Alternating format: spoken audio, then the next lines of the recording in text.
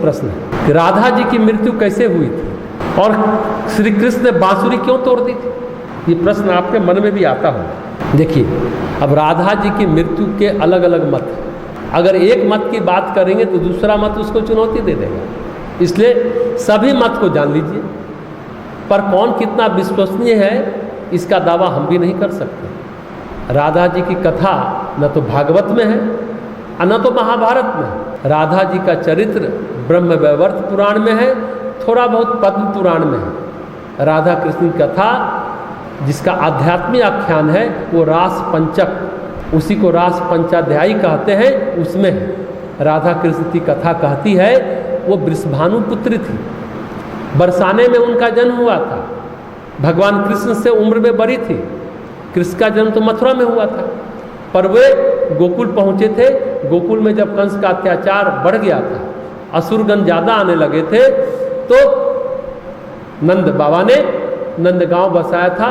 बरसाने के बगल में वृषभान नंद बाबा के मित्र थे, राधा के पिताजी, तो उनके बगल में ही बरसाने में उन्होंने नंदगांव बसा लिया था। तो राधा कृष्ण का स्वाभाविक मिलन वहाँ हुआ। 7-8 साल के जब कृष्ण थे तो प्रेम भाव पैदा हुआ, विशुद्ध प्रेम। बांसुरी बजाते थे, गाय चराते हैं। कहते हैं 12 साल के बाद कृष्ण ने नंदगांव छोड़ दिया। उसके बाद राधा से दोबारा सशरीर कुरुक्षेत्र के मैदान में ही उनका मिलन हुआ। तो राधा से कृष्ण अलग हुए, मथुरा आए। मथुरा से संदीपन मुनि के आश्रम में रहते हुए द्वारका चले गए। वैसे कुरुक्षेत्र भी एक तीर्थ है। युद्ध का मैदान तो बाद में बना। कुरुक्षेत्र में 5 तालाब हैं जिसे समंत पंचक कहते हैं। उसमें तीर्थ स्थान होता है। कब? ग्रहण काल में। ग्रहण काल में वहाँ स्नान किया जाता है। ये परंपरा बहुत दिनों से चली आ रही है। तो ग्रहण स्नान के लिए द्वारकावासी कृष्ण के साथ गए और बरसाने से भी सारे लोग गए। वहाँ फिर कृष्ण और राधा की दोबारा मुलाकात हुई, ऐसा कहते हैं। अब एक औरत दूसरे औरत के बारे में ज़्यादा जानकारी रखती है ना, ये स्वाभाविक है, ईर्ष्या भी रखती है। खासकर मामला जब पति का हो तो ज़्यादा जानकारी रखती है, मेरा पति क्या कर रहा है, किससे मिल रहा है, ईर्ष्या भी होती है। तो कोई पति किसी अन्य औरत की चर्चा अगर ज़्यादा करे तो पत्नी की जिज्ञासा भी जग जाती है। आखिर कौन है भाई, बार बार मेरे पति इसकी चर्चा करते हैं। तो रुक्मिणी के मन में भी, सत्यभामा के मन में भी जिज्ञासा थी कि आखिर ये राधा है कौन जिसकी चर्चा भगवान कृष्ण हमेशा करते रहे, जबकि 12 साल में तो छूट चुकी थी। तो कुरुक्षेत्र में राधा के भी सबको दर्शन हुए, खाली कृष्ण को नहीं, सबको हुए।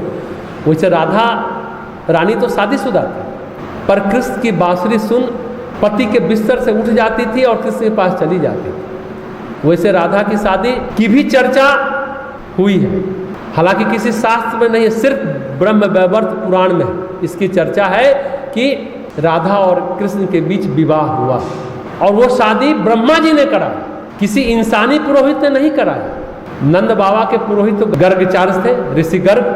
शुभ मुहूर्त रास पूर्णिमा की रात्रि में जब रास हो रहा था तब ब्रह्मा जी ने शादी कराई थी। कुछ लोग कहते हैं ये शादी स्थूल शरीर से नहीं हुई थी, ये शादी भाव शरीर की शादी थी। ये बात कोई नहीं समझ पाता, इसलिए रास को भी नहीं समझ पाता, राधा को भी नहीं समझ पाता। ये शादी देह की शादी नहीं थी, स्थूल शरीर की शादी नहीं थी, ये कारण शरीर यानी भाव शरीर की शादी थी। जो ये आयोजन हुआ था, जब रास लीला हुई थी, महारास रचाया गया था, तो ब्रह्मा जी ने पुरोहित की भूमिका निभाई थी। ये कोई सामाजिक आयोजन नहीं था, जो विवाह एक सामाजिक आयोजन होता है। यह सामाजिक दृष्टि से राधा और कृष्ण का विवाह नहीं हुआ।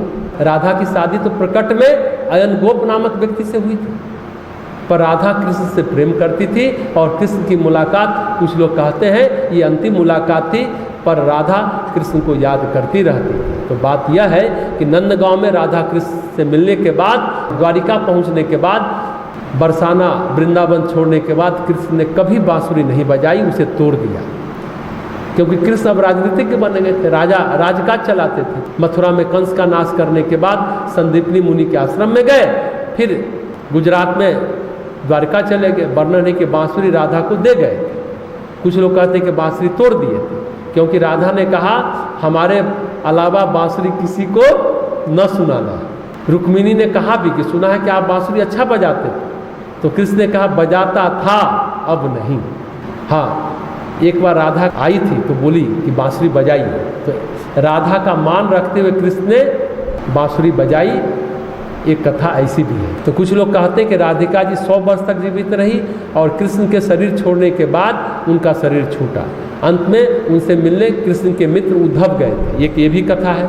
उद्धव पहले भी आए थे गोपिकाओं को समझाने के लिए कि कृष्ण के प्रेम में पागल मत बनो, ब्रज गए थे, कुछ ज्ञान की बातें सुन लो ताकि जीवन का विकास हो। ज्ञान के घमंड में उद्धव गए थे। तो सूरदास जी कहते हैं ना, उद्धव मन नाही 10-20 एक थो सो गयो श्याम संग, है ना, कौन आराधे शीश। उद्धव मेरे पास एक ही मन है, 10-20 मन नहीं है। एक मन तो चला गया भगवान कृष्ण के साथ, अब मेरे पास कोई दूसरा मन नहीं, जो तुम्हारे ज्ञान को कौन सुनेगा। ये गोपिकाएं कहती हैं। हम पॉलीसाइकिक नहीं हैं, बहुचित्तवान नहीं है। ये किसने कहा? गोपिकाओं ने कृष्ण के मित्र उद्धव को कहा। कई मन नहीं है, एक ही मन है जो श्याम संग चला गया। और तुम्हारे ज्ञान की बात को कौन सुनेगा। इसको कहते हैं भक्ति। मल्टी आईज से यूनिटरी आई, बहु मन से एक मन का होना। आज के इंसान को तो कभी किसी की याद सताती है। आज एक है, कल दूसरा है, परसों तीसरा है। यही जीवन है। कहते हम तो बड़े प्रेम करते हैं, यही तो है। तो उद्धव को पहली बार गोपिकाओं के कारण प्रेम से परिचय हुआ कि प्रेम क्या होता है। वो तो ज्ञान में रहते थे ना, ज्ञानी थे, ज्ञान के घमंड में रहते थे। तो पहली बार उद्धव को भी प्रेम का परिचय हुआ उद्धव और गोपिकाओं से मिलने के बाद उद्धव को। तो सूरदास ने इसको अपने पद में लिखा है। कृष्ण के जाने के बाद अर्जुन ने द्वारिका को कुछ दिन संभालने की कोशिश की।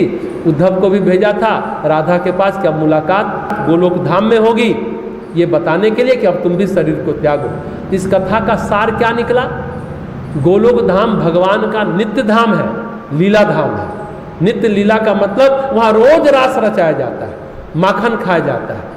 तो भगवान कृष्ण के बचपन के दृश्य हैं, वहाँ रोज यथावत बने रहते हैं गोलोक धाम में। नित्य लीला धाम को ही गोलोक धाम कहते हैं। सृष्टि के रचनाकार ब्रह्मा ने श्री रामा को भेजा था, जो कृष्ण भक्त थे, कि अब उनके अवतरण का समय हो रहा है गोलोक धाम में, इसलिए आप पृथ्वी पर जाइए। ये संदेश लेकर श्री रामा जब गए तो वहाँ देखा कि गोलोक धाम का दरवाजा राधा राधा कहने पर खुलता है।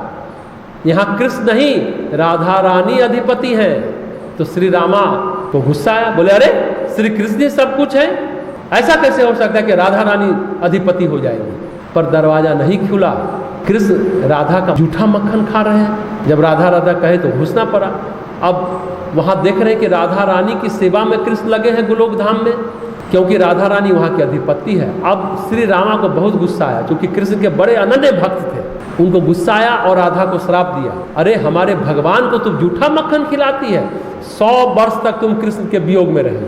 100 वर्ष तक कृष्ण वियोग में रहे, लेकिन कृष्ण की स्मृति नहीं गई राधा रानी से। तो पुरानी स्मृति नहीं लौटेगा, श्री रामा ने कहा, लेकिन स्मृति नहीं गई। तो उस श्राप के कारण 100 वर्ष तक राधा बरसाने में रही। स्मृतियाँ गोलोक धाम की नहीं रही, पर कृष्ण उनकी स्मृति में बरकरार रहे और कृष्ण का प्रेम बरकरार रहा। तो 100 वर्ष की साबित जीवन की यात्रा राधा बरसाने में भुगतती रही। ये तत्व चिंतन की बात, मूल निष्कर्ष की बात है। दूसरी कथा कहती है कि एक बार राधा गई द्वारिका कि अब हमारी अंतिम इच्छा है कि हमको एक बार बांसुरी सुना दो। ये भी एक कथा है। तो कृष्ण ने कहा कि तुम्हारी इच्छा के कारण ही हमने बांसुरी छोड़ी थी, अब तुमको फिर सुना देते हैं, तुम कहती हो तो बांसुरी सुनते सुनते बांसुरी की नाद में ही राधा विलीन हो गई। एक ऐसी भी कथा है उनकी मृत्यु का, उनकी चेतना कृष्ण में विलीन हो गई। इस तरह राधा की मृत्यु हुई थी। 2 कथाएं अलग अलग हैं। एक में राधा तपश्चर्या करते करते उद्धव से मुलाकात के बाद शरीर त्यागी, ये कथा वर्णित है। एक पुस्तक है जिसका नाम है श्याम एक बार तुम फिर आ जाते। और दूसरी कथा जो हमने कहा ब्रह्मवैवर्त पुराण में है, उससे कुछ का कहना है कि कृष्ण वृंदावन में ही बांसुरी तोड़कर चले गए थे। कुछ का कहना है कि अंत में राधा ने बांसुरी सुनी और बांसुरी के तान के साथ ही उनके प्राण निकल गए।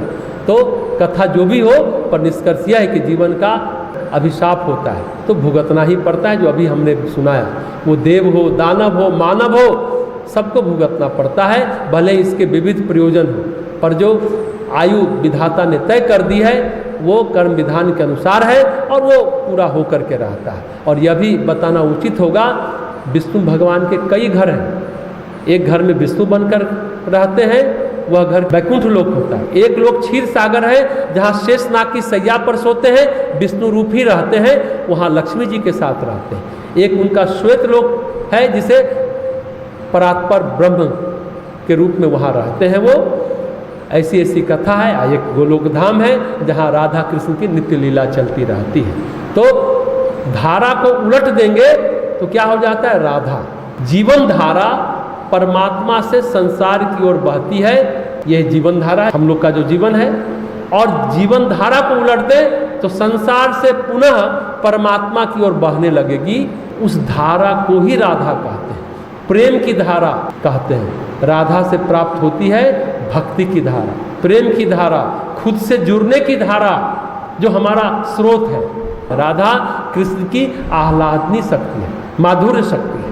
तो भले ही राधा 2 ही बार कृष्ण से मिली, पर एक क्षण, एक पल भक्ति की धारा बहनी बंद नहीं। अगला प्रश्न लेते हैं।